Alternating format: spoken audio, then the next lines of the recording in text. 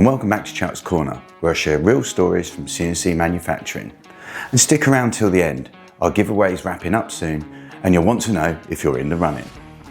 This one's a technical one, the wrong work offset. We were setting up a multi-job on a 4-axis mill, 2 vices, same fixture plate, running op1 and op2 back to back.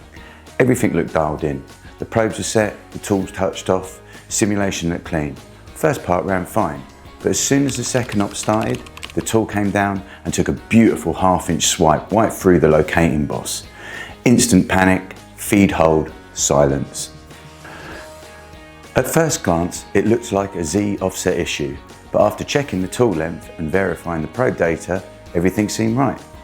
That's when we noticed it. The program was referencing G54 instead of G55 for the second vice.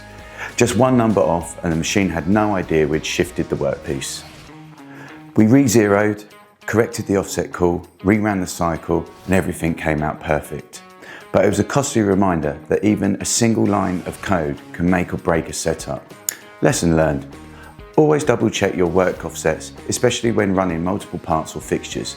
A few seconds at setup can save hours of rework later. And before I wrap up, the Chuck's Corner giveaway is almost at an end.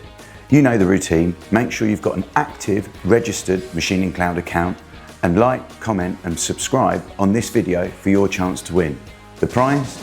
A brand new smartwatch. Ideal for keeping your cycle times and your day-to-day work on track. The winner will be announced at the end of the month, so don't miss out. Thanks for stopping by Chuck's Corner. Stay safe, stay sharp and own the process.